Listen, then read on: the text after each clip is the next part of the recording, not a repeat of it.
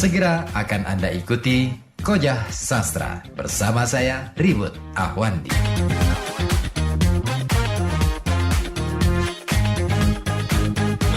Kalau pada masa itu perempuan menjadi pelacur, perempuan itu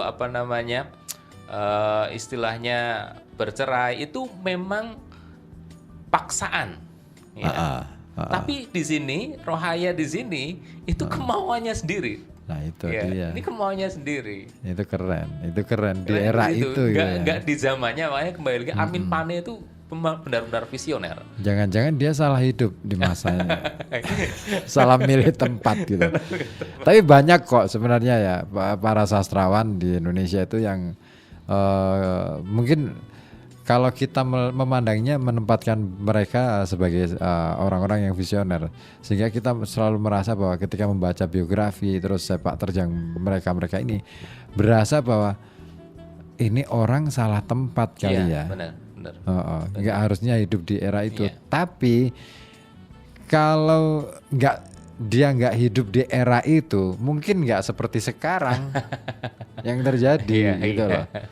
Tapi di dalam budaya kita sastrawan itu memang seperti mamanya Ronggo Warsito atau yang terkenal siapa itu yang punya ramalan Joyoboyo. Memang sastrawan-sastrawan itu memang punya pemikiran ke depan. Ya, punya pemikiran ke depan. Kayak ajaran-ajarannya itu tidak hanya untuk masanya, tapi ajarannya masih berlaku di masa depan. Nah, ini. Nah, itu. Iya, ini tugas berat bagi para pegiat sastra sebenarnya.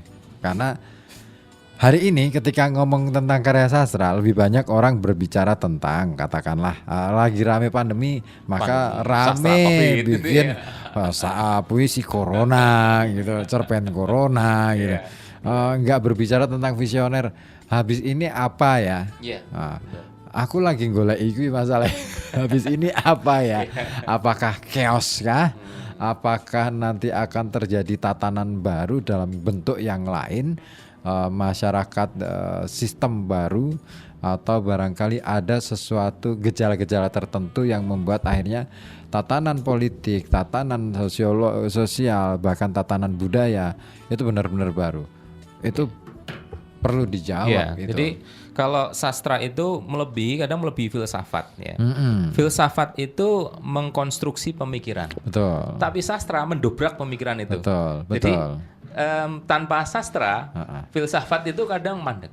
Ya. Makanya nggak heran banyak filosof-filosof itu ya sastrawan. Betul. Sastrawan. Saya ingat Martin Suryajaya. Yeah. Nah, dia di YouTube-nya kan sering tuh ngomong soal sastra, terus kemudian hubungannya dengan filsafat, dan keren bagi saya. Dia adalah sastrawan paling mudanya Indonesia. Menurut gue loh, karena belum ada yang lain. Yang lain-lain kan tua-tua kayak Gerung, Tejo itu kan. Terus siapa lagi? Luar biasa. Yang muda hanya beliau. Menurut saya Martin Suryajaya perlu ini, suatu ketika harus dihadirkan, harus ini. Diundang itu. Diundang ke Pekalongan gitu ya. Itu kan juga orang Semarang itu dekat itu. Dekat banget. Sangat dekat. Cuman nggak pernah ketemu aja. Oke. Aku jadi tertarik sebenarnya. Saya pernah membaca novel. Saya membaca novel Belenggu itu di SMP di waktu kelas 1 SMP kayaknya. Dan waktu itu emang cukup mengagetkan. Ini beneran ini terjadi pada era itu. Beneran ini seperti itukah gitu. Sampai akhirnya saya nggak bisa berpikir bahwa masa sih tahun semono gitu loh. Di tahun-tahun itu ada karena saya membandingkan dengan naskah yang lain, novel-novel yang lain. Sementara novel-novel yang lain lurus-lurus saja ini nasibnya. Paling yang memperjuangkan nasib laki-laki. Ini perempuan. Kan aneh gitu. Aneh banget. Sangat aneh. Dan endingnya pun bagi saya waktu membaca itu sangat mengagetkan. Karena biasanya kalau tokoh perempuan ya sudah pasrah saja ya. Tapi ini dia punya determinasi. Si Tini memutuskan cerai sama suaminya. Ya, padahal zaman itu perempuan mengajukan cerai itu sangat tabu sekali dan tidak akan berhasil karena institusi perkawinan zaman itu pun tidak akan mengurusnya. Karena bagi agama pun zaman itu sangat tabu sekali. Dosa itu perempuan mengajukan cerai. Ya. Gitu ya. Tapi bagi Tini nggak masalah. Walaupun saya di bawah tekanan masyarakat dan sebagainya, tapi saya tetap kokoh dengan pendirian saya. Ya. Itu dia. Lalu tokoh yang femme fatale tadi, Rohaya, dia memutuskan untuk keluar negeri.